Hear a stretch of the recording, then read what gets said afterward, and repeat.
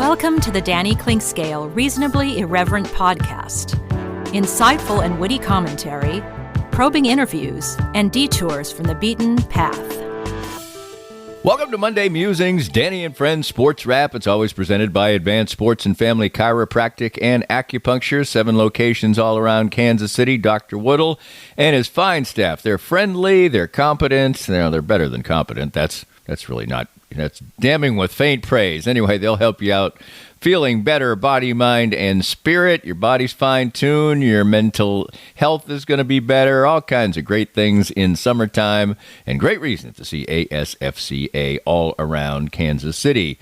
Hope you had a great holiday weekend. Sometimes on the holiday weekend, you're busy. We generally had fantastic weather. Maybe you didn't pay as much attention to sports. Maybe you actually had a little bit more time for sports. I don't know. But if you missed the weekend of the Royals, you probably actually had a better time of it. They slipped up in a series against the Rockies in a situation where, you're kind of looking for 2 out of 3 or a sweep. They managed just one. The game on Sunday, big rout. The All-Stars are out, and the Royals have 4 of them.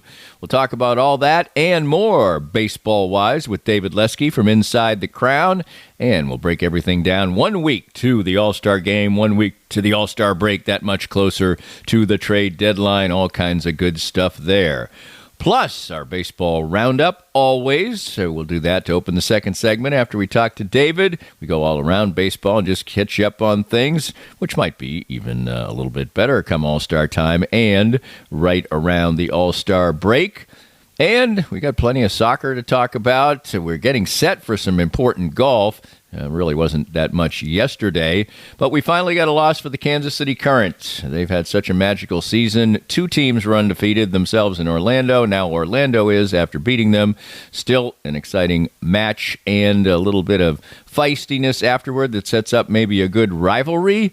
Sporting Kansas City with a nice win at home. That is a starting point, certainly not a gemstone, but we'll talk about that as well. I've been totally engaged and engulfed in the European Championship, the Euros. They are down to their final 4 and should be very exciting. Spain, France, England, Netherlands, been a fabulous tournament. Haven't consumed as much of the Copa America after the United States went out, but still, that's been an exciting competition. You'll have so much on your plate. Argentina, Colombia, Uruguay, and Canada in that one. That and another note or two, that's all coming your way. Coming up next, we'll start it off with David Lesky from Inside the Crown. He dives deep into baseball with us every now and then, and it is fun. So let's do it. Coming up next, it's Monday Musings, Danny and Friends SportsWrap, presented by ASFCA. More of Danny's Reasonably Irreverent podcast after this.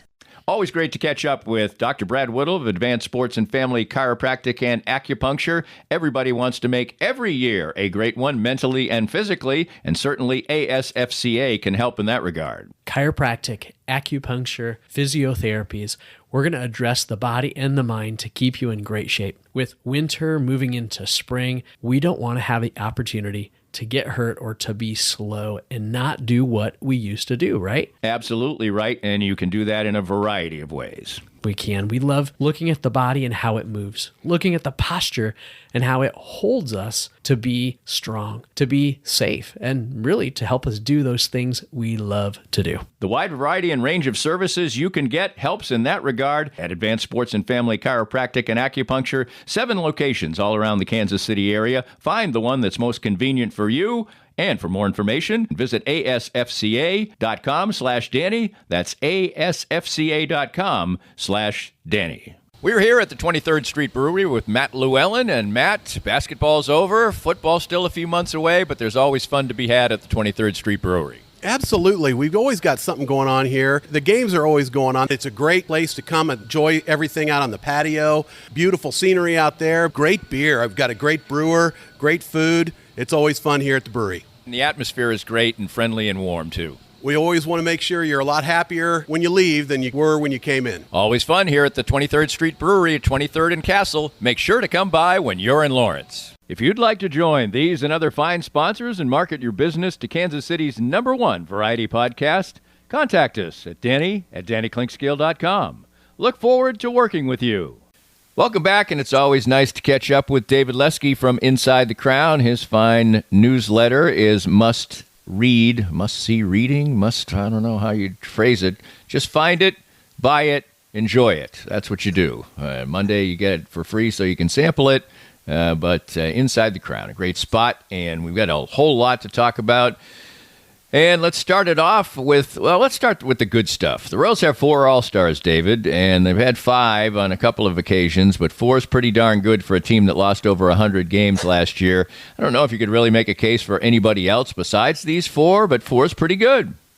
Yeah, 4 is great. I think there's a small case for Brady Singer. I think that people look at him from a Royals-centric perspective and don't realize there are 14 other American League teams that A, need a representative, and B, have players deserving. George Kirby didn't make the All-Star team, so... Right. George Kirby didn't make it. I mean, Eric Vetty is having a great season, too. He didn't make it. It's...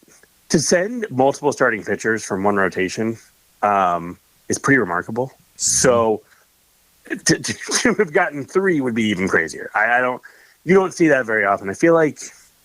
Maybe I can't remember. Maybe I'm making this up, but I feel like the last time it happened was with the Braves in the 90s, because you just, at least on the initial announcement, because it's just difficult to fill the team with the 1 player per team requirement. So, yeah, I think that the 4 who deserved it got in. I don't think they're the surprise. I was a little bit surprised about Cole Reagans. I thought that maybe because of it being difficult to get multiple starters in, he might be the one to get the shaft a little bit, but he's deserving too. And yeah, I mean, it's a good look. It's a good look for a team contending to get 4 All-Stars.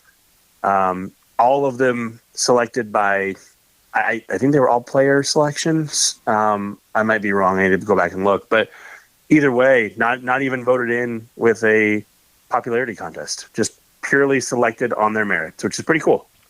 It is cool indeed, and those 4 stars are going to have to continue to be stars because the ancillary players, obviously there's some who have been, like Brady Singer, who aren't really ancillary players, but haven't been great. They've had their moments, though, and it's like Vinny Pasquantino's been hot for a while, etc. But in general, the Royals have been somewhat in a malaise. They had a good homestand, but have not backed it up, and the end of the homestand was a little disappointing against Tampa.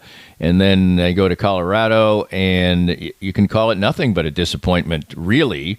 And now they're a couple games out of the wild card spot. Just saying in the intro that, you can remember, it wasn't that long ago, there were 5.5 games clear in the wild card.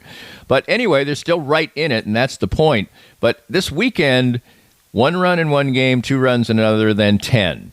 To me, that's one of the biggest problems for the Royals is, give me 4, 4, 5. Right. Yeah. And they might win all 3. The Royals have had far too much of basically not scoring at all or scoring a bunch. That's been the issue. Right. And I mean, that's kind of the problem with their lineup is it's so top heavy that when the top are hitting and you get a little production from 5 or 6 through 9, you're going to score some runs. I mean, you are. You're going to put up 6, 7, 8, 9 runs, 10 sometimes. But if the top guys aren't hitting, and we saw it in Texas 2 weeks ago, 2 weeks ago, they scored 2 runs in 3 games, and it's because the top guys weren't hitting. I mean, Salvi, Vinny Pasquantino, and Bobby Witt Jr. had 1 hit, I believe. I think they were like 1 for 28 or 1 for 32 or something in the series. And when that happens, the rest of the lineup is not good enough to compensate. And I'm not saying that that's untrue of most. I mean, most teams there's a lineup fall off. You look at the Yankees, even when they were playing really well, there was a lineup fall off after 5 or 6 for them. And it's just a matter of how much it falls off. And for the Royals, for too much of the season, it has fallen off way too much. And so, yeah, when the top guys don't hit, they don't score. And Salvi's been slumping for a month and a half now, a little over a month, maybe not quite that long. Vinny Pasquantino has been driving in runs like crazy for the last couple of weeks, but he's been up and down. Right. Bobby Witt Jr. has been the only consistent guy all season long. He's the only guy. I just want to just pause you there. I mean, we've almost, unfortunately, gotten to the point where The only time we're going to talk about Bobby Witt Jr. is when a little something's going wrong, because, I mean, he's just great day in and day out. Now, I guess if I was going to pick some lint, he's in a base running slump.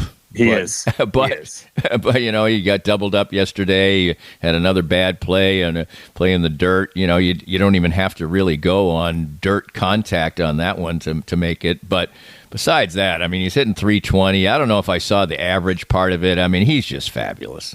He is. He's a phenomenal he's a superstar. I mean, that's plain and simple. I remember it was, I think it was before 2022, before he came up. I was on with Seren, and I told him, I said, if Bobby Witt Jr. doesn't become a superstar, I will never believe anybody will become a superstar. And then that 2022 season happened, and I'm going, oh, boy, I'm going to have to eat that word. Right. But then, obviously, last year, second half, and this year has come around, and I can go back to believing that people will become superstars because you knew it was going to happen. I mean, the tools are just too loud. The player is just too good. He's too hard of a worker. All that stuff. But you're right. It's almost like he's forgotten because, oh, ho-hum, he's just, you know, the third best player in baseball. No big deal by Fangraphs WAR. So, yeah, it's that, – but back to the offense, that's the problem with the offense is there just isn't enough depth. But I wrote that this morning, the fact that they have 4 All-Stars kind of underscores what I believe is their issue. They don't have the good role players. Right. And those are inexpensive to acquire in terms of prospects, in terms of money. They can I think that they can actually make some noise once trading actually starts happening, and maybe it's kind of starting to move. Austin Slater got traded middle of the night, I feel like. Right. I woke up to the news. Maybe it wasn't the middle of the night when it actually happened. But I think that they can address some of their issues. It's just, you know, they went from a position where they had time to work it out to they don't have time anymore. Because, yeah, they're a game and a half back of Boston or a game back, whatever it is. They've got to they need to get moving. And some of it they can't control. They can't control other teams not willing to make a move yet. And it's just they need to get more. And they have gotten MJ Melendez has been hitting better for 3.5 weeks, which is good. Hunter Renfroe's actually been pretty good since May.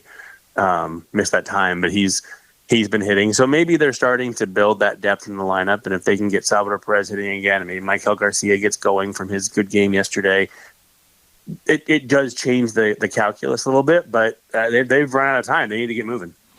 They do need to get moving, and we'll see if they do move. I have the sense that they want to be aggressive, but when you've only got really 5 teams that are totally out of it, I mean, that's hard. And the problem is a couple of the teams that we're starting to slide back to 8-9 games over 500, under 500, had good weekends. So then maybe they're starting to think, oh well, we're back in it. We're a good week away. Yeah. So that type of thing is certainly the case.